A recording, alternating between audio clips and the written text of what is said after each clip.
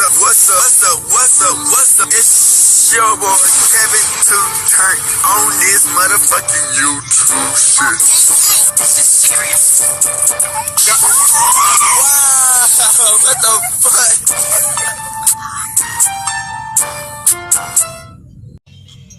Wow, what the fuck? What's up? It's your boy Kevin on YouTube shit. Hey man, we are lit, eh? Lit man, turn. Today, motherfucker, today. Straight hood outside, big crib in the gang. Straight hood outside, crib shit, man. Hey man, I hope y'all enjoy these videos, man. Turn in the gang. Straight hood outside, crib shit, man. Hey man, so free Palestine, free Congo. Russia do your thing and take your stand the fuck up. Each day is a new day to be a better version of yourself. Never let somebody bring you down. Always fight back each day, every day. Never let somebody tell you who you is, but also never put yourself in a position that you don't belong. Hey man, I hope y'all enjoy these videos, man. Make sure y'all fuck with your boy, like and subscribe. Country is a Hewbrew Israelite, man, uncovering the truth, man, the real. You know what I'm saying? It's been a genocide on us Hewbrew Israelites. Just as much as they've been a genocide on other people in the culture, you know what I'm saying? We gotta understand, man, we in a war. So we gonna be finna talk about this shit and let's get into it. Alright. Today, motherfucker, stay hood outside crib shit, man. In the game. Alright, man. So this is what we're finna talk about. Y'all know how we grow up in this cycle. Killed or be killed. That's just the simple fact of what it is. Survive or don't survive. You dig what I'm saying? Everybody trying to win. Okay. So, every time a black person figures out a way to win, it's either they find ways to take you out or lock you up. Now, this is what I'm finna talk about. Pharmacy. Pharmacy is one of the biggest drug gangs in America. These legally owned pharmacies that the white people and the government own. Pharmacies. We get more people overdosing, dying from these pharmacy drugs than regular drugs. When you read the back of your medicine, you have more chances of you dying and getting a seriously injury from the pharmacy drugs, from the street drugs. This is how they keep us in the rotation of killing each other. They legally let motherfuckers go in and sell drugs. Zans, bars, anything. They'll sell it easy. Then when it comes to a black person, we find ways to help the community as far as getting drugs. We don't know if these drugs might help these niggas out to live longer, if they really help these niggas survive, bring medical healing to them. Now, the police they'll lock you up and kill you. Your own people will lock you up and kill you because they'll be snitching or they'll be working for the 12 and kill you. You know what I'm saying? And then it's like, okay, you put into this community where the only way you can do is sell drugs and survive. And yes, it's gonna come with niggas taking out each other because it's like, okay, I see one nigga winning, I wanna win. You know what I'm saying? And it's like, okay, we already got the police is taking us out, and they already making killing each other as it don't really matter, so you might as well kill each other. And then it's like, they want to get mad, the government want to get mad at us because we finding ways to survive, and then this whole shit turned to a whole fucking killing spree because over systemic oppression. So it's like Lil Marlo is just part of the system of how, you know, they give us a chance that we can succeed, but it's all meant for us to fail. You get what I'm saying? And then it's come with ego, pride, power. It's just all in between. It can ruin some good people. So we got this video, man. Please like, subscribe, share the video out, and yeah.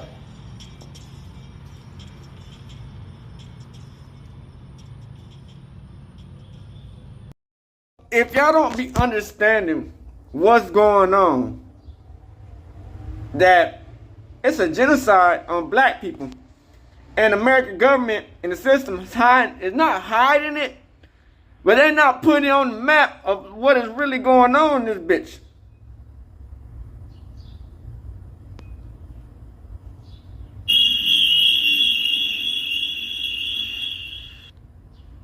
Here's little Marlo. Homicide numbers in the city of Atlanta are the highest they've been in 30 years. According to APD's Week 52 crime report, the department investigated at least 156 homicides. It was a violent night in Atlanta. 4 people were shot at 2 separate locations, hours apart from each other. And people thinking it's black on black. No, it's not. This is the government. And it's using our motherfucking people. Man, this shit is wild, man. This shit is wild. This shit is crazy. The deeper you look, the more you start seeing, like, damn, they really be setting these niggas up. And it's a spiritual war, nigga. Really, they really be trying to attack niggas, take niggas out, nigga. According to the Attorney General's office, especially when you start telling the truth and exploring what's really going on. Say that gangs are growing, and the problem is at a crisis. So much that Governor Kemp addressed it at the top of his speech. Dangerous street gangs are flooding our communities with drugs. And y'all be the one to kill us. Y'all don't put the innocent in our community. We are going to convict you, and we're going to send you to the prison for the rest of your days. Gangs, here's the message. Get out. That is directly coming from Fulton County District Attorney Fonnie Willis. People move down here, go straight to Buckhead, and swear like they taking over Atlanta. Like, hell no.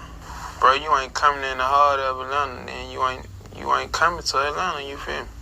Bankhead, like Simpson, the Bluff, Zone 6, Glenwood, Oakland City. You ain't going nowhere. So yeah, we got the whole city playing for keep. The whole city playing for keep. Yeah, this playing for keep city. I mean, talk about your relationship with Baby, and y'all brother. Putting it down for the city, man. Yeah, that's my little brother. Yeah. Like, loving them. Yeah. That who just on the phone with me. I mean, you know, 2 peas in the pot. Well, him and Lil Baby were real close, right? Hell yeah. For sure. Him and Lil Baby came as a package deal. You know what I'm saying? Y'all already see what Lil Baby doing. Y'all see what he doing. Then y'all nigga the future, I believe him. And we just grinding, man. They in my so more. Hold it down for the fool. In the 9 with the wolves. Marlo, my dog, that's for sure.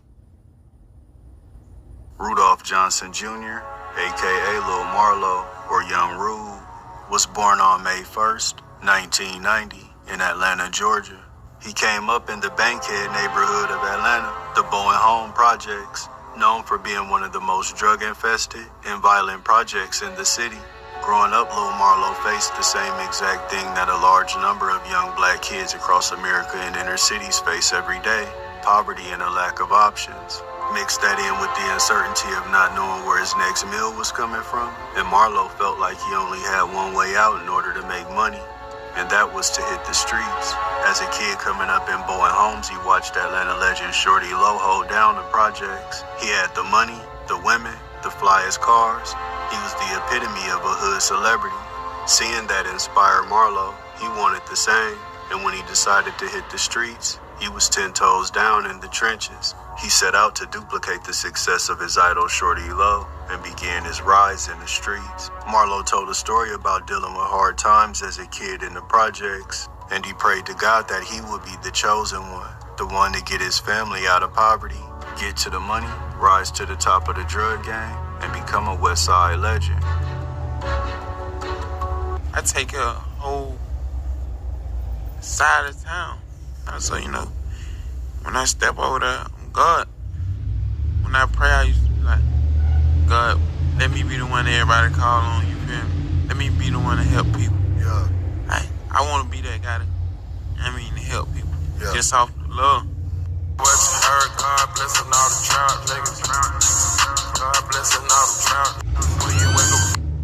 Marlo jumped off the porch at an early age, and even as a youngin', his name was ringing bells. Bowen Homes was an extremely dangerous place, but for Marlo, it was all love. But change was on the horizon. The place that he called home would be demolished in 2009 after a string of murders. Marlo would pack up and head straight to the 9th Ward, Adamsville, another area known for being extremely violent, and shootings are a normal occurrence. A few different gangs had a stronghold on the area, in particular GF, or Goodfellas Mob, and 21 Slaughter Gang. It's said that they're affiliated with the SMM Blood set. It was also the place that well-known Atlanta street figure No Plug called home. They can all be seen hanging on the block in the 9th Ward with the young 21 Savage before the fame. Little Marlo was down with the Goodfellas Mob, who was known for having older members in their crew.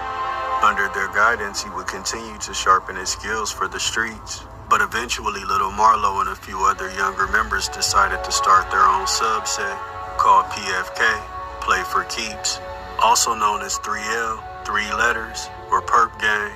They modeled themselves after the Goodfellas Mob with a mafia-style ranking system that had soldiers as well as capos, and Marlo was the top boss, the Don. His name, Young Rude, started to ring out in the streets of Atlanta. He finally reached his dream of being able to provide for his family financially and his hood on the west side, the same way he used to watch Shorty Low run the Bowen Homes when he was a kid. Now he was in charge and became the 9th Ward guy. The name Little Marlo came from how he moved.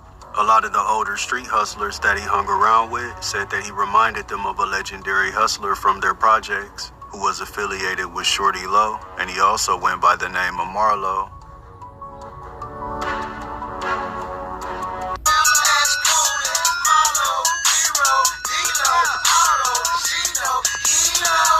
Just OG from my hood.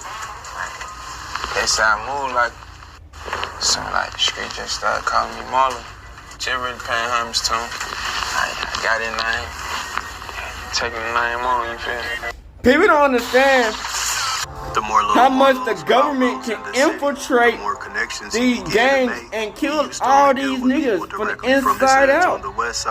Y'all gotta understand, the government be watching this shit and sending informants, niggas who done sold out for the government, the system, to kill each other on purpose, nigga. Y'all don't understand this shit. And they promise these niggas fame and fortune, nigga. Y'all don't understand how this shit is really getting set down, nigga. As soon as Marlo met Little Baby, you can't trust nobody, nigga. And over the years, they will become brothers. Whenever you seen Baby, y'all be thinking we just making up shit with the damn government. The government really be, they got their hand all up in this shit. White people got their hand all up in our shit. Trying to fuck our shit up. Dynamic duo in the city.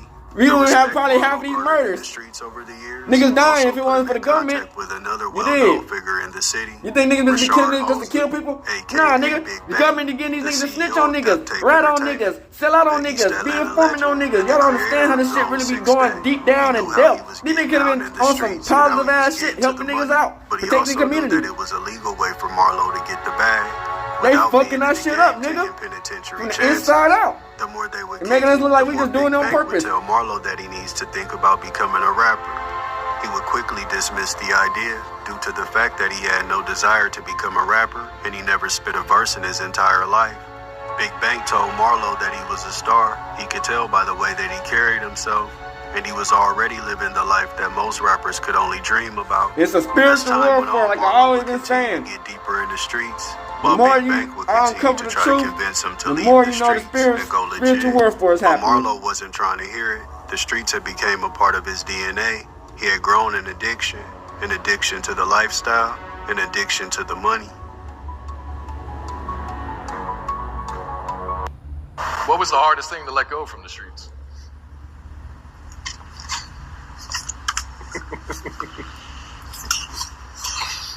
The money. The money. We was just having a conversation, and he like, bro, I'm telling you, a star, man. You alright? You know what I mean? The cars I drive, the clothes I wear, and the money I carry, and all that shit. Big Bank came up with a plan in order to get Marlo to see that he could have a future as a rapper. He called him and told him that he had some business to handle in East Atlanta, and he wanted Marlo to roll with him. But as they were driving, he noticed that they were pulling up to a studio. He didn't think much of it because he knew Big Bank was into the music world, being the CEO of Duct Tape Entertainment. Once they got inside, Bank told Marlo to pick a beat. He didn't understand why he was asking him, but chose the best one that he heard. And that's when Bank told him, all right, now go into the booth and lay down a verse over this track. Marlo resisted. He kept telling Bank that he didn't want to rap, but eventually everyone in the studio convinced him. After listening to the playback of his first verse, he was impressed. He sounded a lot better than he thought he would. He was so excited he called up Lil Baby and told him that he had just made his first song. Lil Baby was surprised by this because him and Marlo never talked about becoming rappers. But hearing what his friend had created motivated him, and that's when he devoted himself to making music and never looked back. Being a mainstay at the Quality Control studio as early as 2015 due to his street ties in Atlanta, QC's co-founder Kevin Lee, aka Coach K, had already been trying to get Lil Baby to become a rapper, telling him that he had the look and the style. He was a star already. He just had to put it into music. Just like Big Bank had been trying to tell Marlo, the only difference is Lil Baby started to hit the studio religiously, learning and working on his craft under established Atlanta artists like Young Thug and Gunna.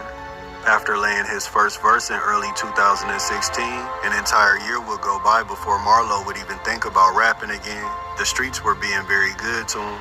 He seen no need to switch it up. And his gang PFK had motion in the city, but things were starting to change around this time as well. Marlo's home turf of the 9th Ward was being overran by law enforcement due to the heavy drug trafficking and numerous murders. PFK, 21 Slaughter Gang, and Goodfellas Mob had a stronghold on the Allen Temple housing projects in the 9, but it was getting too hot. In early 2017, rapper Saw Baby released a music video for his song Pull Up With a Stick. It was filmed in the heart of the 9th Ward and would go viral due to the large number of young teenagers holding assault rifles in the video. It got the attention of federal law enforcement and would ultimately contribute to the fall of the 9th Ward, as well as countless other housing projects around Atlanta, forcing gang members to migrate throughout the city, creating new alliances and new enemies. Marlo witnessed how his brother Lil Baby was starting to get traction in the music world, ultimately signing a deal with Quality Control. Due to his ties with Lil Baby, Marlo began to spend a lot of time around QC as well, even though he still wasn't serious about music. He had potential and would lay a verse here or there, but he was still 1 foot in music and 1 foot in the streets. Until one day at the studio, he happened to have a conversation with Jeffrey Williams, aka Young Thug, one of the biggest rap stars to ever come out of Atlanta. He seen the potential that Marlo had musically, but he was also well aware of his reputation in the streets and knew that if he continued, it probably wouldn't end well.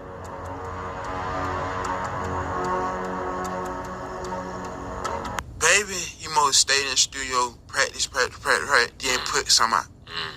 I might be gone, doing whatever I'm doing. And Young Thug, like, he my man too, you feel me? Like, Thug will sit down and talk to you like he the preacher. I was just telling me like one day, hey man, listen Marlo, it's a sacrifice. It's either you want to do that or you want to do that. God ain't gonna let you do both of them. Marlo knew that Young Thug had a point, and besides that, his reputation started to precede him in the streets. He was being connected to incidents that he may have had nothing to do with, such as the March 4th, 2016 death of rising Atlanta rapper Bankroll Fresh. The incident occurred at Street Exec Studios in Atlanta. It started off as a fight between former friends Bankroll Fresh and No Plug, who was known to run heavy with Marlo and PFK. They were once very close, but issues over a woman drove a wedge between Bankroll and No Plug. It resulted in them getting into a fight that night at the studio, and a standoff occurred outside. Bankroll Fresh could be seen on camera holding an assault rifle, and he fired a shot at the vehicle No Plug was in. Multiple rounds would be fired at Bankroll Fresh and his crew, with one of those rounds hitting him in the hip, ultimately causing his death. Even though law enforcement deemed it as self-defense and a justifiable homicide, it said that it still caused tension in the streets of Atlanta. It was initially assumed that No Plug was the one responsible, especially after his viral DJ Vlad interview. But rumors began to spread that Little Marlo was the one behind Bankroll Fresh's death, especially after a video surfaced to 21 Savage, No Plug, and Little Marlo in the club, and 21 told No Plug to announce that he was the one who killed Bankroll Fresh, and all three of them started to laugh hysterically. Others say that this is completely false, and that it was a different man who was also from the 9th Ward that fired the fatal shots. He goes by the name of Little Blue, a known shooter from the 9th Ward neighborhood and a member of the Rule Unit gang. Lil Marlo was also accused of robbing well-known Atlanta plug Hood Rich Pablo on multiple occasions. They were cool at a certain time, but tension in the streets would change things, and ultimately Marlo would take aim at his former associate. But he had a path to make it out of the streets with music, and Lil Baby would make the path even more clear after he convinced Pierre P. Thomas and Coach K to sign Lil Marlo to QC. The duo hit the studio, and in late 2017, they released their joint album, To the Hard Way. Lil Marlo would follow that up with his solo debut on QC called The Wire. He finally started to take his craft and his career as a rapper seriously, and he became dedicated to growing his fan base, starting in his home city of Atlanta and beyond. Man, I'm in my venue Friday, man. Showing up and showing up, man. You know, we playing for keeps around that bitch, you dig? Come on, Zay, that's it. Hey, man, Saturday, April the 8th. Sunday, bro. Let's go. Sunday, April the 8th, I'm going crazy in the Blue Room. I'm taking over the whole east side. I need all my real niggas in my bag. Come support the kid, you did. Knife will God out right now, go get shot in the real. Damn, what the that nigga name? Come on, we going to motherfucking Diamond tonight. I mean, next Thursday, we going to crazy. Your ass act like you don't not do no motherfucking what drop. Do the motherfucking drop, bro. Come on, bro. Marlo would become even more motivated watching his homie Lil Baby go on a historic run in rap, dropping hit after hit, with songs such as All of a Sudden featuring Moneybagg Yo, the classic Lil Baby Freestyle, Southside, and Yes Indeed featuring Drake. It was obvious that Lil Baby was becoming one of the biggest stars in rap, and Lil Marlo was right by his side. They could be seen in multiple music videos wearing chains representing each other's cliques, with Lil Baby wearing Play for Keeps, and Lil Marlo representing Four Pockets Full. But he was creating his own path as well. He hit the studio, and in 2018 would release 2 mixtapes, 9th Ward God paying homage to his hood, and the mixtape The Real One, which had the streets buzzing. He was connected to one of the hottest artists in the world, and he was on one of the top labels in the rap game. There was no way that Lil Marlo could lose. He went from doing local shows in Atlanta to rocking stages all over the country. Marlo's path to success was clear, as well as a way to make legal money in order to provide for his family. But he forgot the advice that Young Thug gave to him earlier in his career, that you can't have one foot in the streets and one foot in the music business. Unfortunately, Marlo would continue to be stifled by his addiction to the streets. He also had to deal with the death of his idol and street mentor, Shorty Low. Talk about Shorty Low though, man. Being from Born Homes with it. My hood cried a river. Exactly. I mean, my hood still crying about that. What does Shorty Low mean to you? I know you're from Bowen Homes. Big dog. I wish he was still here to see me doing it. I'll tell you that shit right here. Like, R.I.P. Shorty Low, I got that shit on. Streets all I know. I've been in the streets all my life. I ain't never thought to myself that I'm gonna get the streets up. Streets like crack to me, you feel me? Like, just imagine a crackhead trying to get out of crack instantly. He ain't gonna never do that, you feel me? And you made your name in the streets here on the west side of Atlanta before you ever started rapping. For sure. What's the transition been like for you going from the streets to rap? Long nights. Long nights. Did you ever think your little brother was gonna be a superstar? Stars. I did. Real, bro. I woke up like this. I do what it was. Yeah. Marlo was getting money in the streets of Atlanta for a long time, but his bag was even bigger now that he was down with QC and affiliated with Lil Baby. It's said that Marlo was using his elevated finances as a way to empower his gang, PFK. When they first started around 2015, they were one of the more well-respected and well-liked gangs around the city. But by 2020, they had a reputation of being cutthroat, shiesty, and extremely violent. Marlo described himself as the mob boss of PFK. He knew that a lot of enemies came with being the top dog, but he also knew that his reputation rang out in the streets as well, and his opposition would definitely think twice before stepping. But even when Marlo was trying to conduct legit business, he still had to stay on point no matter what, always on the lookout for ops.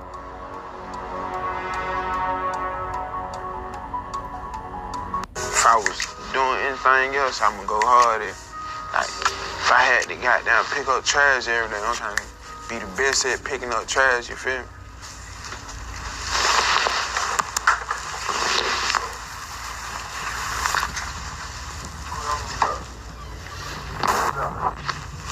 I don't know, person walks the big cars and I catch force and move to.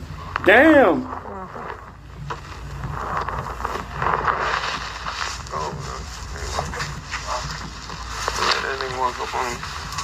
Sometimes I might be in that mood. Sometimes I might be in that mood.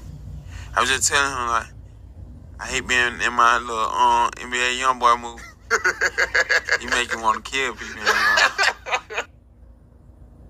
It's said that Marlo started moving like a bully in the streets, running off on suppliers, taking people's work, and putting bags on people's heads for the smallest reasons. They turned up the heat and started warring all over the city, even falling out with cliques that they once had alliances with, such as 21 Slaughter Gang and GF Goodfellas Mob, who Marlo was with in the Ninth Ward back in the day, but petty beef and street politics would get in the way, causing tension between the crews. PFK did have a few allies, such as Henchman 5L, with their most prominent member being Atlanta rapper Ola Runt. They're known for having an ongoing and violent beef with Homicide DTE.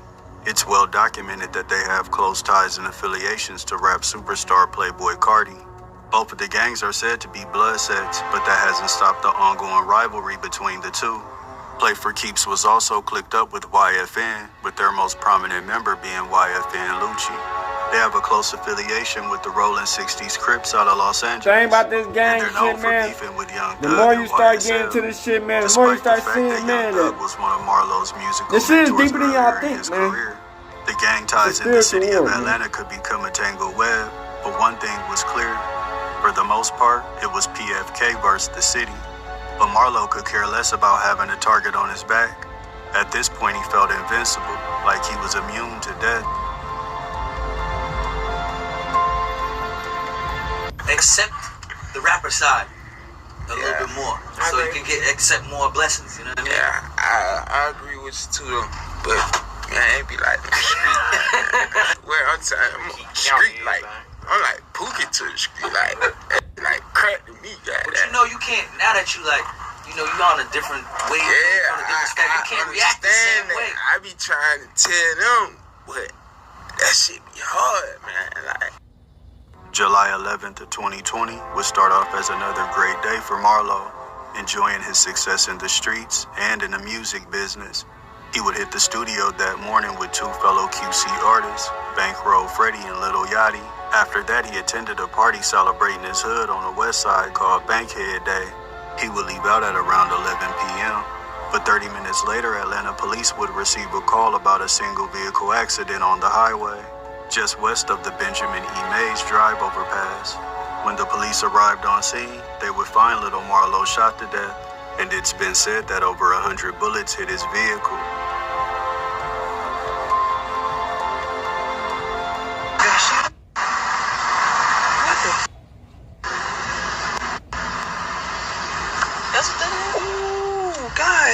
police say someone shot and killed a man in a single vehicle wreck on the interstate. It happened on I-285 near the Benjamin E. Mays drive overpass, and it was around 11:30 Saturday night. Investigators believe the victim, Rudolph Johnson, was the intended target of that gunfire.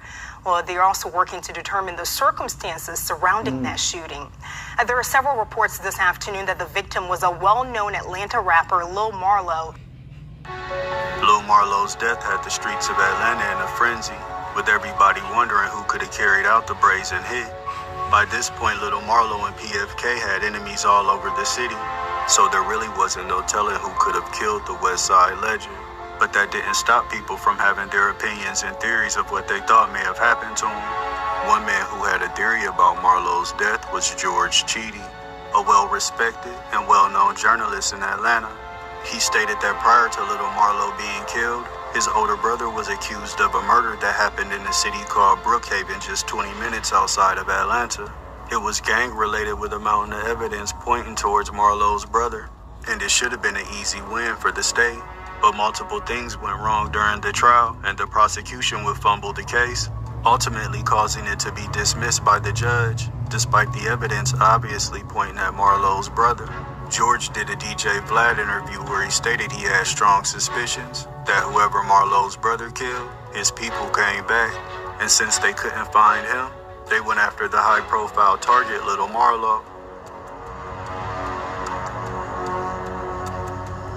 There was a lot going on with the Lil Marlo thing. Lil Marlo's brother was accused of a murder in Brookhaven, and that murder case went bad. And by went bad, I mean prosecutors had to drop the case mid-trial, which never ever happens. Like their two witnesses disappeared on them. So Marlo's brother gets off scot-free, and it makes you start to ask whether or not Marlo's murder was retaliation. It's believed that their fallout is just a classic tale of friends turned enemies in the streets, due to his gang PFK having a very public and ongoing beef with its former Ninth Ward allies, 21 Slaughter Gang, who was also clicked up with another rival of Play for Keeps, who they had a very violent ongoing beef with as well. They were out of East Atlanta, PDE, Paradise East, or Paper Drugs Extortion. Their most highlighted member is the rapper Young Nudy, who's also the blood cousin of 21 Savage, and one of the more prominent members of the 4L Collective. The two gangs would diss each other back and forth in songs, daring each other to step. One rapper in particular signed to Young Nudy's PDE label, Del Caresto Wilson, aka Baby Drill. Some people believe that in certain songs, he flat out admitted to killing Little Marlo, like on the track Send Deposit, where he raps about a CEO needing to buy their artists bulletproof whips, and how he hit him up with a 223. People suspected that this was a shot at the CEO of QC, Pierre P. Thomas. He had a viral hit with the song featuring Young Nudy called Done Stain, where he rapped about catching his first body at 18. Some of the lyrics used to prove that Baby Drill could have been the murderer of Little Marlo would somewhat be disproven, due to the fact that at the time of Marlo's death, Baby Drill was past the age of 18, and the other lyrics about having bulletproof vehicles thought to be about Little Marlo would soon be proven to be about a completely separate situation. It's been alleged that on April 8, 2022, Baby Drill went on a murder spree, shooting 28-year-old Grady Scott to death in Midtown Atlanta, and then killing another man that very same day named Quintavious Harris, aka Hard Body Daffy, a member of GF Goodfellas mob. Eventually, Baby Drill would be arrested on murder charges, but only that of Grady Scott, not for Little Marlo or Hard Body Daffy, despite the fact that he's rapped about being the one who murdered him on multiple songs.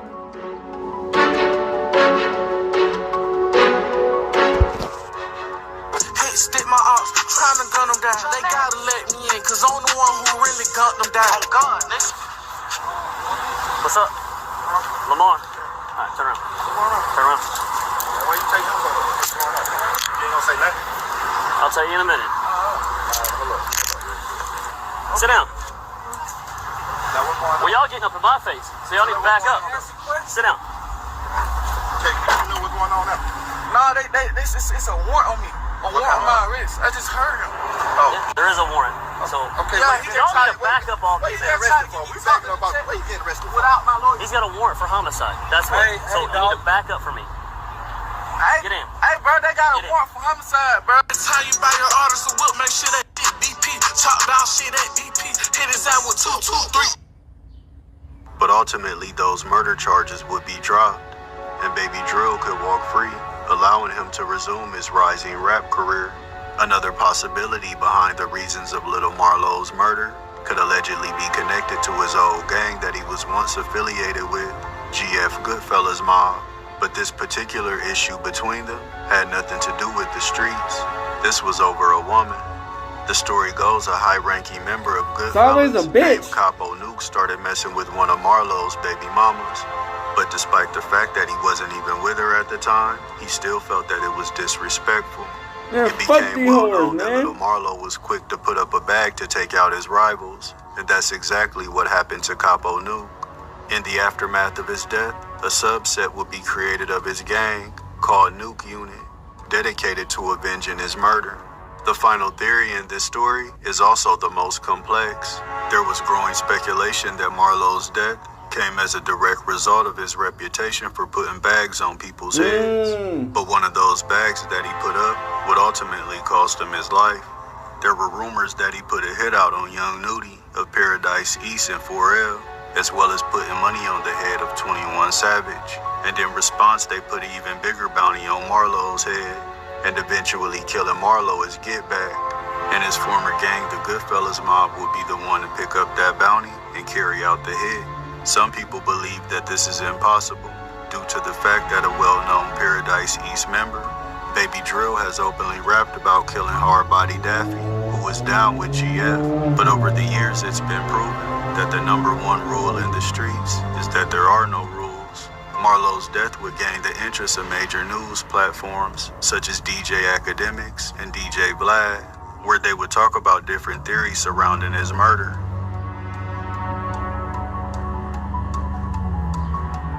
To be that successful, man, and to be that high profile, you know, when you kill someone, you know that when you kill someone of that caliber, it's not just going to get, you know, brushed under the rug.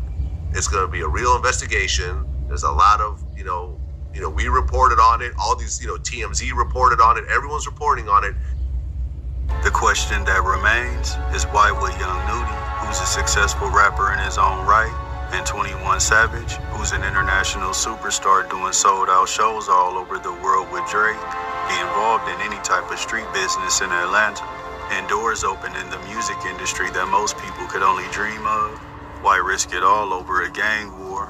But 21 Savage could also be seen on social media going back and forth with members of PFK, having arguments about who had the most clout in the city, who was doing the most damage, and who was dropping the most bodies. When Young Nudie appeared on The Breakfast Club, some people felt like he was dissing Lil Baby after Charlemagne confused his 4L collective with 4PF. Young Nudie would quickly check Charlemagne, letting him know that it was 4L who was really running Atlanta.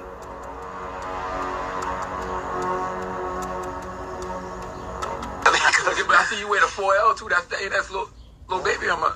No, we 4L. Y'all what's Lil Baby? They 4PL. 4PL. Yeah. I don't know the difference, man. Oh, God. What's the difference? Shit, we the biggest. Big 4L. Big 4L. Yeah. Okay. I feel like I shouldn't have no more questions. Put your head up like y'all ain't dying in real life, man. Stop playing. Yeah. So you saying y'all undefeated on that side? Y'all ain't took no loss. Man, every that we beef with, 30 of that get smoked. And don't nothing happen to us. In real life. It's real life. Because the niggas that I went out there spanking shit. So stop playing. All that shit down. Y'all ain't spanking nothing. All right, look. You would die. You would die. You would die. Hold on, check. Hold on, because this a real PFK nigga. When I first came around, was he in the circle?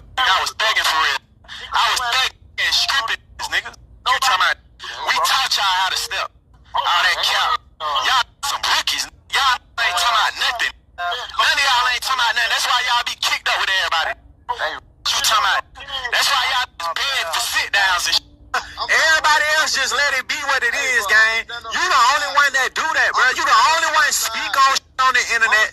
You the only one be coming on when niggas be dissing. Everybody else, just let it be what it's gonna be. You know why? Because we was locked in at a point in time. There were also reports on the internet that a gun found at the scene of Marlo's death was registered to none other than Hood Rich Pablo, somebody that he had issues with previously. But many people would brush this story off to the side due to the fact that the drug-rich gang he's affiliated with is more known for dealing and getting money than actual gunplay.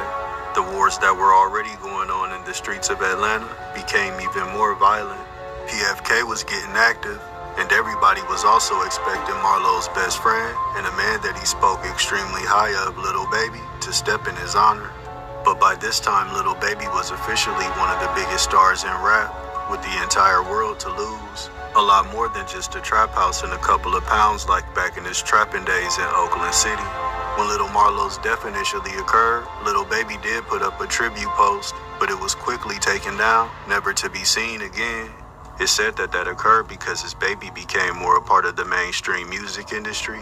He wanted to disassociate himself with any street violence, with evidence of that being the rebranding of his 4PF label associated with his Oakland City neighborhood, now being called Glass Window Entertainment. But now he was one of the top streaming artists in music, not just hip-hop, but amongst every genre. In 2022, Lil Baby released a documentary where he would finally straight up address the death of his best friend, Lil Marlo. Although it seems to be as simple as Lil Baby knowing what Marlo was into in the streets of Atlanta, he stated that Marlo was well aware of what came with the street life, even the possibility of death. But from his demeanor in the interview and the tone of his voice, it seems like it was just a situation that was completely out of his control, and there was nothing that he could do about it. It said that Marlo had gotten so reckless, he started putting hits out on people that Lil Baby was cool with, putting them in a very awkward position.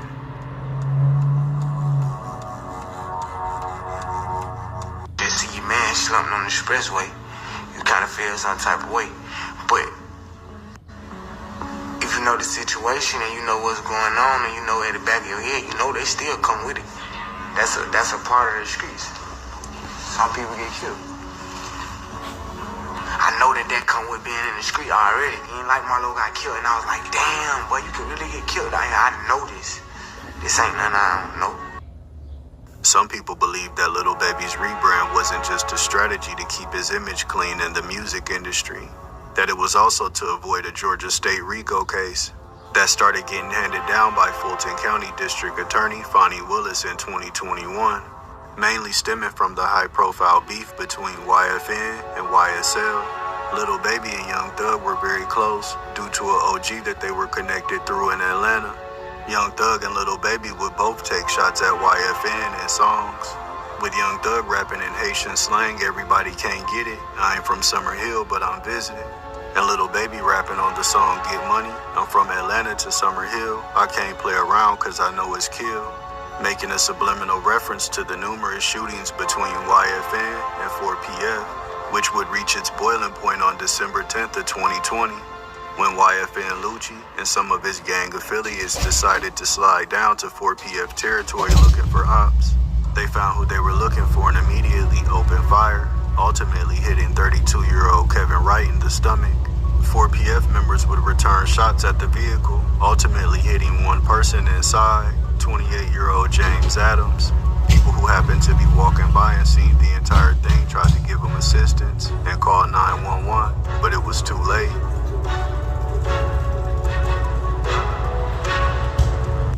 We need an ambulance. Somebody is laying out. Somebody, I don't know if he barely. Let me connect you down the line. Somebody just threw him out of the car. Let me connect you to the ambulance. The 2020 death of James Adams, as well as the high-profile 2015 murder of Donathan Nutt Thomas, who was killed in a brazen broad daylight shooting outside of an Atlanta barbershop, would all be contributing factors to the YFN and YSL RICO cases that would ultimately come down. Legally, Lil Baby didn't have anything to do with the case, but soon he would be front and center, because his former friend and frequent music collaborator Gunner was also arrested as a part of the YSL RICO. But in early 2023, after being locked up for about 6 months, a video would be released of Gunner in court, seemingly telling it all, agreeing with the state prosecutor that YSL was indeed a gang that needed to be dismantled. The case would start a heated debate online. Some people believe that Gunner did absolutely nothing wrong and that he looked out for himself because at the end of the day, self-preservation rules the nation. While others flat out called him a snitch, including Lil Baby, who took aim at Gunner on multiple songs, referencing that Slime wasn't happy with what was going on, meaning Young Thug. Once Gunner was released from jail, he would drop a solo album addressing all of his haters, including Lil Baby on the song Bread and Butter, where he goes at Lil Baby saying that you still cool with the same people that had your friend killed. Also referencing how Lil Baby did absolutely nothing in retaliation for Lil Marlo's death.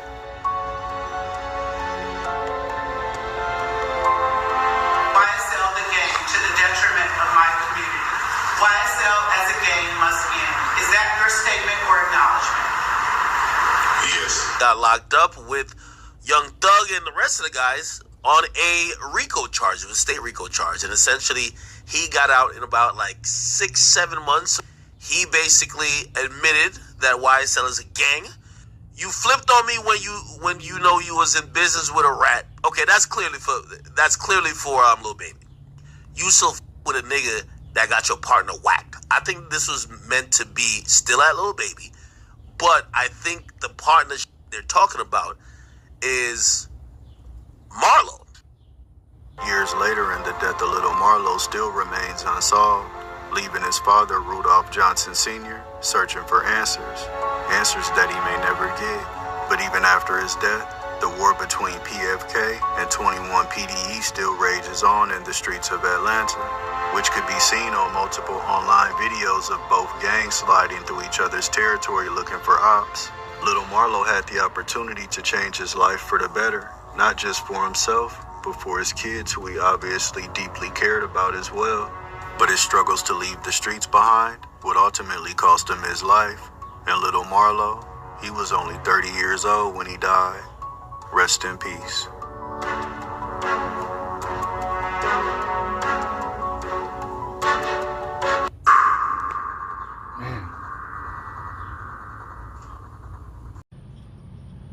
Alright, back. So y'all get what I'm saying. Marlo, man, you know, he trying to uphold the name, trying to be a street legend. Became a street legend. You dig what I'm saying? Running the streets, man. You feel me? Some niggas gotta die. You know what I'm saying? Don't want to be like that, but niggas be dying. You know what I'm saying? The government, they have their hands all in it. They mixing the pot, stirring around, watching through the camera, stirring everything up. You know what I'm saying? I feel like their whole main goal is for us to get killed. You know what I'm saying? It's like how many of us can we kill each other? You dig what I'm saying? And then it's funny how it's like, okay, when we kill one of their people, then they all upset. When they kill one of their police officers or something, they mad. But when we was killing each other, they was like, fuck it, kill y'all, kill each other. You know what I'm saying? So it's like, we trying to help provide for our family and our friends. You know what I'm saying? And they say everything that we do is illegal. You know what I'm saying? But what they do, they can do whatever. Government can do whatever. They can smuggle all types of drugs through the border. They can give niggas all types of drugs to take for pharmacies. They can find all types of cocaine in the White House. They can do whatever. Nothing happens. They don't have to kill each other because they don't cover up for each other. They don't have to kill each other because they got all these guards that gonna fight for them to the end. When we're in a system like this where it's meant for us to kill each other and one survive, then we do the same thing of us repetitionally killing each other. It just holds us back into a part of We trying to make it. A lot of times, they already done made it. The government, the white people, they done made it. You know what I'm saying? They ain't really trying to kill each other because they already got what they need. You know what I'm saying? We gotta understand that some of these niggas, man, some of these niggas be down over $5, nigga. Poor. Ain't got no money, nigga. Family ain't come for no money. The streets is sometimes struggling. Can't get no money. The money on is dried up. The government gonna always have money on. They can print that shit. You get what I'm saying? So it's like we gotta go above and beyond, go at our own people, just to get up and feel like we winning. And when these motherfuckers, they already got the ups. They already winning. They got control over the whole fucking country. You know what I'm saying? Y'all gotta understand, it's like certain people in a group, in a city. We trying to control the city. These niggas can try to control everything and everything in the other across the world. You get what I'm saying? So it's like we trying to control our little parts, and it's like we bringing people together, but it's like we gotta take other people out because of the way they done set it up for us to succeed. It's like they want us to kill each other to succeed. These niggas just want us to have a whole bunch of money on and buy off they shit so they can succeed. And the only person who's dying at the end of the day is us, the black people, because they get the same trap over our lives. You get what I'm saying? So it's like, we gotta stay aware to it. It's like, yeah, we want to criticize the black person and be like, man, these niggas some animals. These niggas some cruel individuals. These niggas are just thugs. And then it's like, but y'all don't see how it's all set up. It's deeper than what we think it is. And people just don't see it, or they see it, and they just don't want to see it. And they ain't willing to fight back for it because they part of the problem. They want to be, you know what I'm saying? They like watching us down. You know what I'm saying? And that's the unfortunate truth of it. It's like, yeah, it's like, okay, yeah, Marlo, he had his moments where if he was putting money on people's heads and this and that and trying to be a ruler of silver with an iron boot. Yeah, that happened to a lot of motherfuckers where they own people take them out because they not really leading people right. So they'll take them out. But it's like, nigga, if these niggas are really trying to benefit, and then, you know, you got other different sides of the game, people just trying to benefit three. Niggas gonna collide. You know what I'm saying? Because the whole part of the thing is us to fight against each other. It's not like, okay, you succeed and we succeed, so we can come together and build that and succeed. It's like, okay, you succeed, and then the popos, they come in and fuck this whole group of gang niggas up. They all fucked. Now, these group of people are still succeeding. And then these people come back a little bit, so they take out the head nigga who owned that group. So then that whole start crumbling. And then they like, fuck, then they continue to fight, and then nobody win. They only won for that instant second. And the niggas who won the most, y'all wanna know who won the most? The only people, my video phone, the only people who win is the economy.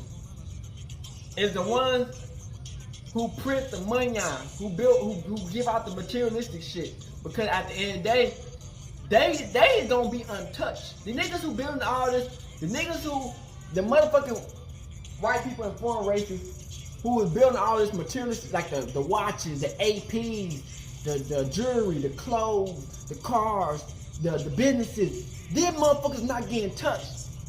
You dig what I'm saying? The labor owners, them motherfuckers not getting touched. The only people who getting touched is the niggas who out here on the field, who really in the field and getting and building up this wealth just to get back to these motherfuckers who selling all this jewelry and shit and clothes and weak ass shit and keeping us in the same ass strategical movement. And yeah, we could be like, we can build our own shit, but if they can take our shit down that easily, nigga, what? You know what I'm saying? So it's like, we gotta learn how to keep our shit that we make and invest that shit into ourselves and really start having the work of our money on. Cause the white man's money on, is fucked. That's why I was trying to tell niggas that black people need to have their own money on. But you know, we know how it goes. But we need our own money on. Cause with them, they got their money on. It's gonna be a lot of this shit will be better if we had our own shit. You dig what I'm saying?